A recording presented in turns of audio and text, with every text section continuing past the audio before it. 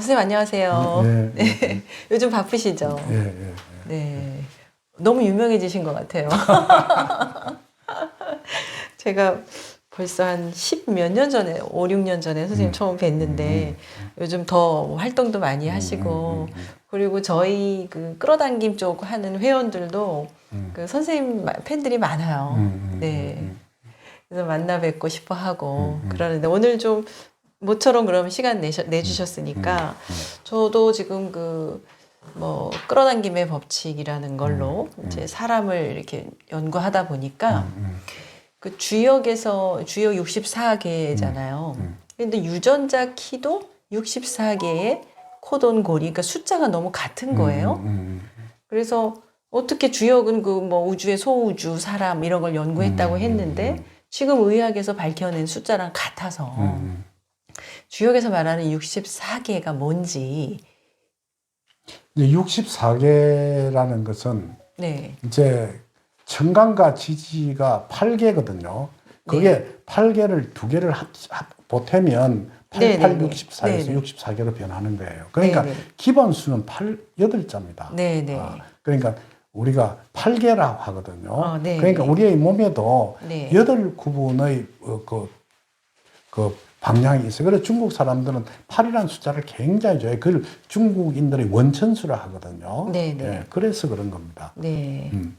그러면 본래는 8개인데 그게 이제 2개가 세트가 되는 거네요. 한 그 2세트가 되는데 그게 그러면 그 2세트라는 게 음과 양을 얘기하는 그거. 그러니까 4개가 상하가 4개씩 이렇게 이루어져 갖고 8개가 되고 그게 2개가 합쳐지면서 88, 64, 64개로 변하는 거죠. 네네.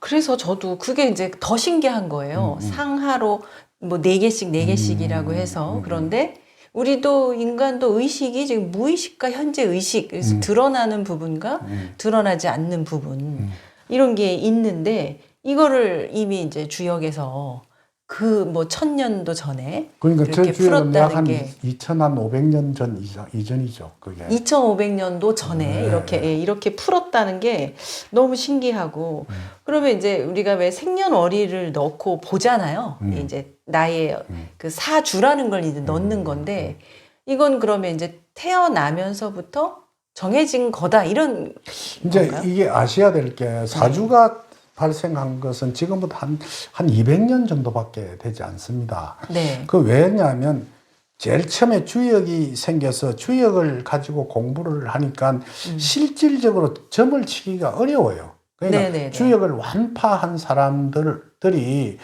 자기의 세계를 만들었을 때 그 앞날을 예측해내는 것인데 그거는 평인들이 할 수가 없어요. 그러니까 제가 역경을 가지고 책을 만들고 한 것도 약 30 몇 년 동안 주역을 쓰고 읽고 천필만독한 결과를 가지고 책을 제일 처음 만들었거든요. 네. 그걸 깨닫고 보니까 그게 네. 사실은 점을 치는 책이 아니고 인문학이더라고요. 근데 인문학인데도 그래서 야 내가 점치는 학문을 공부하려고 30 몇 년 동안 그걸 고생을 했는데 깨닫고 보니까 이거 뭐 별 쓸데없는 인문학이더라 해서 내가 접어버렸다고요. 접고 난 후에 내가 제3의 눈을 뜨게 되더라고요. 그러면서 아주 개이한 일들을 많이 발생했어요. 내가 예측해 준 것이 얼마나 정확하게 맞았는지 그건 뭐 내 자랑이니까 할 필요가 없고요. 이제 그러한 것인데 그게 어려우니까 쉽게 하는 방법이 뭐냐면 옆에 8개에다가 오행을 붙입니다. 자인진, 오신술, 뭐 축해묘, 미사묘 하면서 옆에 오행을 붙여서 새와 응을 달게 하고 날짜와 그러니까 연월일시를 옆에다 붙여가지고 일진과 비교하게 만드는 그런 방법을 하는 것을 복술이라고 해요. 그걸 갖다가 우리 지금 현재 복서정종이라고 하거든요. 그 복서정종이 나오고 난 후에 그걸 더 세분하게 발전시킨 게 명리학입니다. 그 명리학이라는 것이 예를 들어서 사주팔자 하는 것이죠. 그건 지금부터 생긴 지가 한 200년, 160년, 약 한 200년밖에 되지 않아요. 청나라 말기에 생겼으니까.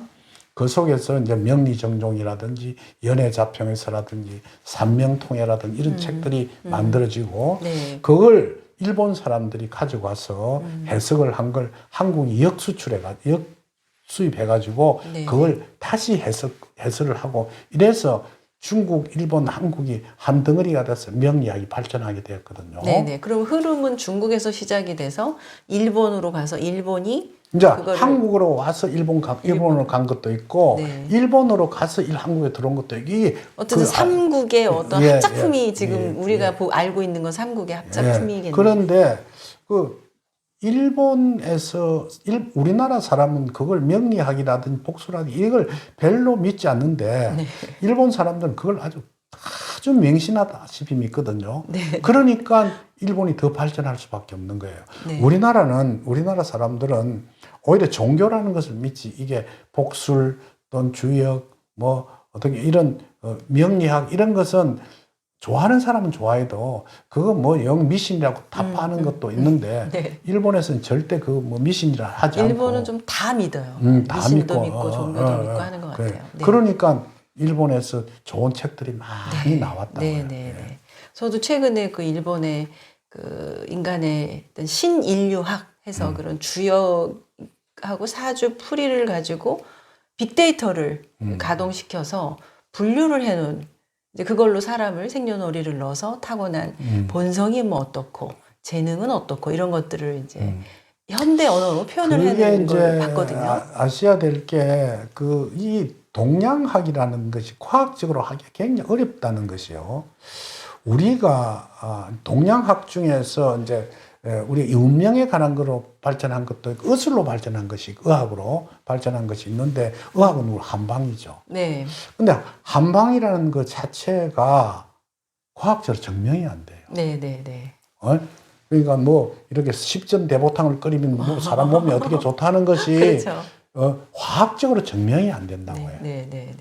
증명이 안 될 뿐만 아니라 언제든지 그 속에 뭐 감이라는 무엇을 하나 넣어라 하는 것이 있는데 뭘 넣으라는 소리가 없어요. 그건 해석하기 이제 그 한의사가 사람을 보고 난 뒤에 자기가 생각해서 그 안에 감초를 좀 더 넣는다든지 뭘 다른 걸 하나 더 넣으라는 그런 것인데 그 자체가 과학하고 영 거리가 먼 거예요. 네. 그래서 주역을 공부한 사람이라든지 명리학을 공부한 사람이 사람의 어떤 그 능력에 따라서 굉장히 잘 보는 사람이 있고 뭐 말도 안 되는 소리를 하는 사람도 있듯이 그래서 그걸 정말 빅데이터로 해서 만들어내는 것은 완전하게 믿을 수 있을는지 하는 것이 저도 의문스럽습니다. 저도 이제 그런 의문을 가지고 계속 그 데이터로 지금 사람들을 임상을 하고 있는데 맞는 거예요. 그리고 표현이 쉬워요. 그러니까 이제 이런 사주 뭐 이런 건 정말 사람에 따라서 그 천차만별이잖아요. 보는 사람에 의해서. 그래서 실체도 없고 또 뭐 똑같이 본다고 해서 똑같이 볼 수가 없는 재현성이 좀 약한 그런 부분이 있는데 이거는 현대 언어로 알기 쉽게 딱 풀어주는 걸 보고 이게 도대체 뭐 그러니까 이제 그게 왜냐면 이제 사주도 이 8자라에서 8자거든요. 그러니까 8자예요. 그러니까 8개하고 같은 현상이에요. 그러니까 연월일시가 사주 아니니까 4개 아닌 4개 기둥 그걸 천간과 지지를 합치면 8자란 말이에요. 그걸 가지고 이제 8자가 제일 처음에 이제 우리 육친론을 따지면 어떤 할아버지 할머니 속에서 났을까? 어떤 아버지 엄마는 무엇일까? 처는 어떻게 될까? 아들 딸은 어떻게 구성하고 있는가? 이게 이제 육친론이란 말이에요. 그러니까 할아버지 할머니는 가문을 뜻해요. 그리고 아버지 엄마는 실질적인 나의 어떤 성장이라든지 출세를 하게끔 해주는 그 미끄럼이 되고 내가 살 때 제일 가까이 사는 부부 관계가 어떤 현상을 일으키면서 세상을 살게 될 것이고 아들, 딸은 어떤 자식을 놓을 것이다 하는 것이 명리학상 그걸 육친론이라 하거든요. 그런 것을 만들어내는데 그걸 해석하기가 굉장히 어려워요. 뭐 그래도 사람들은 뭐 자기에 대해서 알고 싶은 거고 본인의 운명을 알고 싶어 하니까 아마 이런 것들이 일본에선 더 빨리 서비스로 상용화된 것 같아요. 나도 일본에 가서 이제 아주 젊었을 시절에 일본에 출장을 많이 갔죠. 그럼 초대를 받아가서 일본 사람들은 미리 예약을 해서 이렇게 보는데 일본 사람들은 참 보기가 쉬워요. 네. 왜냐하면 그 사람들은 찾아와서 내가 네. 어떠한 일이 있는데 어떻게 되겠습니까? 이래 물어봐요. 네네. 한국에 이제 이거 사주 보는 방법은 질문이 다르죠. 돈 주고 딱 와서 이걸 네. 딱 다 물어보고 있어. 그러면 내가 말을 끝까지 해서 그 사람은 그 사람의 과거라든지 현재의 행적을 정확하게 맞추어야만이 서로 네. 내통할 수가 있는데 네. 그거하고 다르더라고요. 그래서 우리나라가 더 감이 발달되지 않았을까? 근데 한국은 이제 명리학자들이 얼추 다 없어졌어요. 왜냐하면 컴퓨터가 나오기 시작하면서부터 컴퓨터에서 들었다 보면 이제 그런 운명이라든지 자기의 어떤 궁합이란 이런 걸 무료로 볼 수 있어요. 네. 그런데 이 사주를 보러 가면 돈도 줘야 되고 시간도 허비해야 되고 또 찾아가야 되고 한 번거롭지 그렇죠. 않습니까? 네네. 그렇기 때문에 그걸 젊은이들이 하지 않으니까 수입이 없어서 대체적으로 문을 한 90%는 없어져 버렸어요.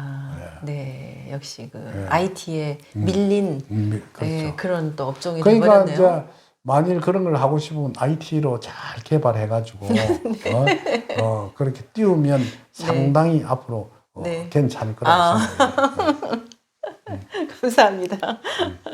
그 이제 사실 저도 선생님 그때 그 주역 강의 꽤 오래 전에 듣고 제일 꽂혔던 화두는 일중견두예요. 대낮에도 북극성을 볼 수 있는 자가 성공한다. 뭐 이제 이런 취지였던 것 같아. 그러니까 선생님도 그걸 겪으신 거예요. 그 경험하셨다는 거잖아요. 네.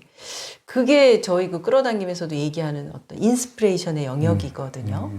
그러니까 뭐 오감 다음에 있는 육감의 영역이니까 보이지 않는 영역이고 그 보이지 않는 거를 그럼 어떻게 이제 볼 수 있게 되느냐. 아셔야 될 게요.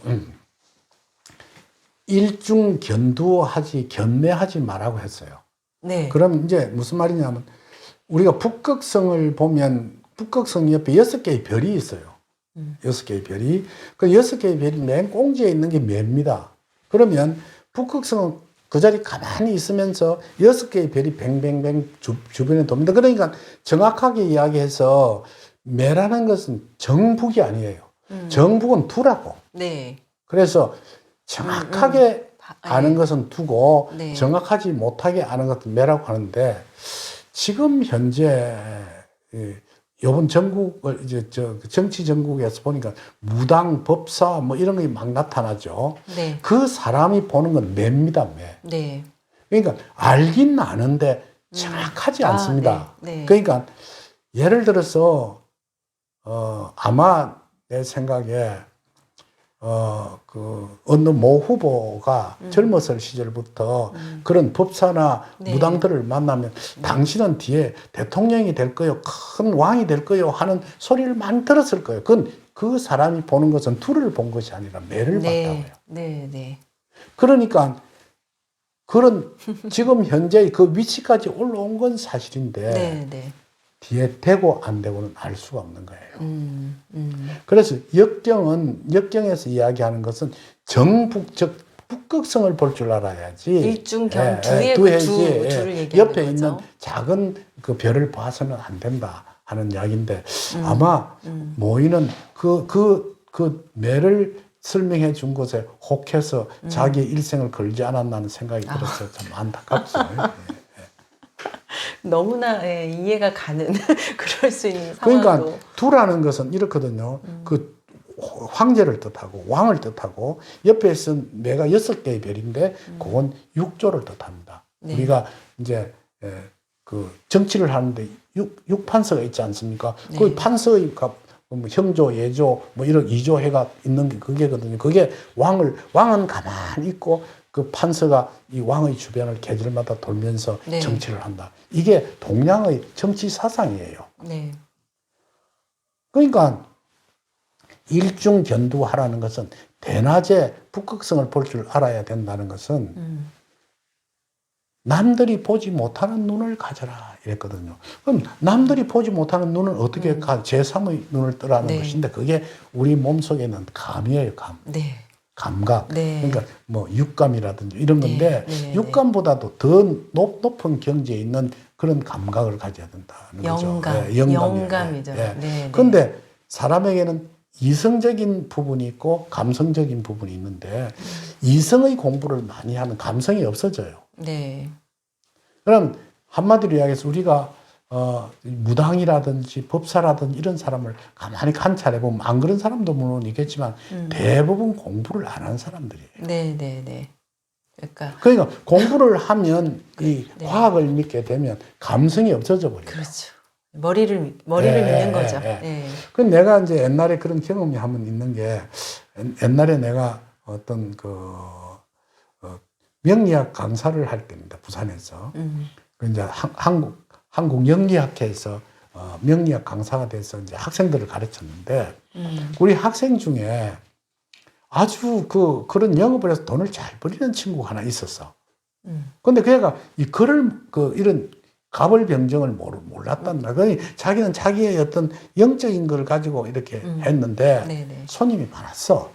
근데 그 애가 아무리 생각해도 불안하거든. 그러니까 학원에 가서 가벌병정을 배우고 사주를 배우면 잘 되지 않겠나 생각해서 배우러 왔는데 그 친구한테 한번 60갑자를 가르치고 명리학을 가르치니까 그 옛날에 잘 보던 그 감이 살아난 거지.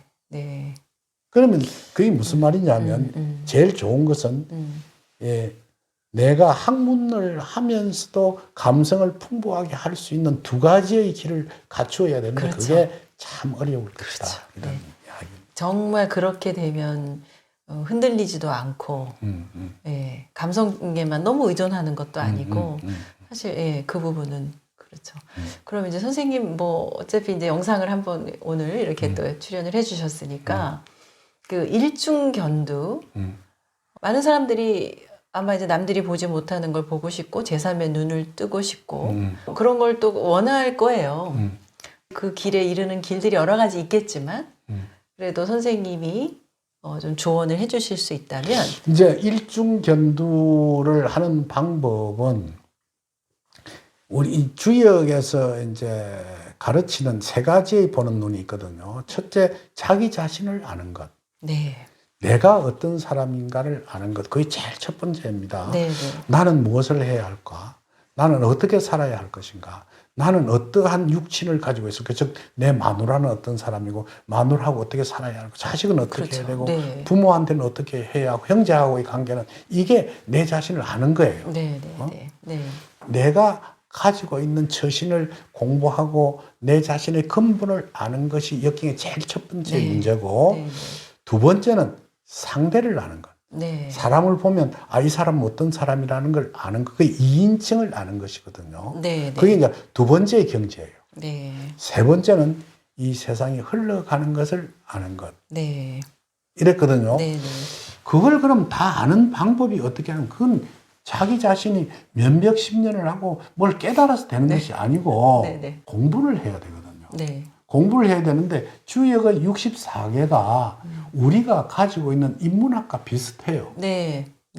그러니까 우리가 미디어에서 나오는 텔레비전에서 나오는 정보라든지 또는 SNS의 정보라든지 이런 걸 정확하게 알아듣고 그걸 풀이하고 해석해 나가야 자기 자신도 상대도 이 세상을 알 수 있는 법이에요. 그러면 예를 들어서 내가 뭘 깨닫기 위해서 이 세상하고 딱 담을 쌓고 그 산중에 들어가서 동굴 속에서 한 3년 수련을 했대서 이 세상을 아는 것이 절대 다 잊어버린다.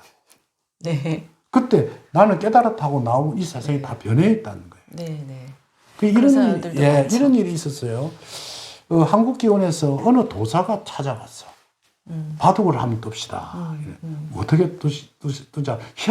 몰골이 희한하니까 아주 도사의 흉내를 지팽이를 짚고 옆에 시중을 하나 건드리고 딱 와서 바둑을 한번 두자 하니까 그 한국기원에서 그 프로 기사들이 이제 긴장을 했어요. 아주 고수가 나타났는가 싶어서. 그래서 그 괜찮은 그 한마디로 프로를 하나 그 사람하고 뜨는데 바둑이 형편없는 거예요. 그걸 뜨면서 그 도사가 외모는 도사인데. 도사가 이상하다 하면서 지고 가는 거예요. 네. 그건 그 친구는 산중에 들어가서 바둑만 연구를 한 게 지 혼자서. 네. 그러니까 안 되는 거예요. 근데 아셔야 될 게 지금 현재 바둑이 AI하고 하면 지금 현재 기사가 집니다. 네, 무슨 말이냐? 네. 이 AI라는 게 그 모든 기보를 전부 다 머릿속에 집어넣어 가지고 그걸 분석해서 현재 프로하고 뜨는 거예요. 그 머리 공부한 머리가 AI가 공부한 머리가 사람의 머리도 훨씬 그렇죠. 능가하기 네. 때문에 수많은 경우의 수를 다 입력을 했기 때문에. 그러니까 여러분들이 정확하게 세상을 알려고 하거든. 네. 이 세상과 같이 숨을 쉬면서 그걸 열심히 공부하고 책도 많이 읽고 신문도 읽고 또 그다음에 텔레비전도 보고 그런 정보를 머릿속에 네. 잘 갖고 있으면서 네. 사람들하고 대화를 해야 맞다는 것을 아셔야 됩니다. 네, 네, 네. 그러니까 주역을 공부한다고 해서 주역 책만 들고 읽는다고 해서 되는 것이 아니고 주역은 근본적인 뼈대를 설명해 놓은 것인데 네, 네. 그걸 현실과 맞추려고 하면 현실에 맞는 그런 사고를 갖추고 있어야 한다는 것입니다. 네, 네. 선생님 그 주역을 좀 이렇게 제대로 배울 수 있도록 지금 주역 아카데미 하고 계시잖아요. 그 다음 기수는 언제 또 하시나요? 요번에 코로나 때문에 원래 졸업할 때 훨씬 넘었기 때문에 네네. 앞으로 한 2강자 정도 하고 1기는 졸업을 시킬 예정입니다. 그리고 네네. 이제 코로나가 안정이 되면 2기를 모집해서 네. 한 30명 정도 네. 모집합에 이제 될 수 있으면 전국에 있는 지금도 우리 1기가 저 멀리는 진주에서 그러니까 네, 진주 네. 그다음 창원, 창원, 네, 뭐 부산, 대구, 울산, 네. 대구, 그다음 뭐 포항, 구미, 네, 네. 뭐 강원도 홍천, 네, 뭐 네. 인천 이런 등지, 그리고 금산, 뭐 네. 전주 이런 그 오고 절반 정도가 서울 경기 사람이거든요. 이렇듯이 네.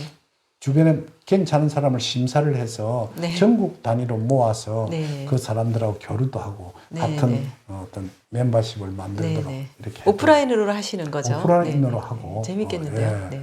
예. 유튜브에 또 일정 공지해 주실 거죠? 그러면 네. 주역도 2기 이어서 배워가도 재밌을 것 같고요. 또 우리가 뭐 아까 나 자신을 알아라 하는데 뭐 인류가 그래도 그냥 진화한 게 아니라 여러 가지 진짜 철학이든 인문학이든 과학이든 여러 가지 방면으로 인간을 연구해냈고 지금은 그래도 아주 과학적으로 나의 생년월일, 시 이런 정도로 내 천성적으로 어떤 재능들을 가지고 나왔는지 뭐 이런 것들도 알 수 있는 아주 뭐 점점 나 자신을 아는 게 쉬워지는 그런 도움이 될 만한 툴들이 많이 있는 것 같아서 그런 것들 앞으로 또 기회가 되면 그런 것들도 소개할 수 있으면 좋겠습니다. 그렇게 하고 네. 또 좋은 강사도 좀 이렇게 붙여가지고 네네. 또 강의도 좀 내 강좌를 같이 더불어서 다른 인문학자들의 이야기도 좀 듣고 네네. 이러도록 네네네. 너무 좋겠는데요. 네. 선생님 감사합니다. 오늘 이렇게 또 뭐 술술술 막힘없이 얘기를 뭐 사실 이거 그냥 사전 원고 없이 했는데 너무 또 유익한 얘기 해주셔서 감사합니다. 네.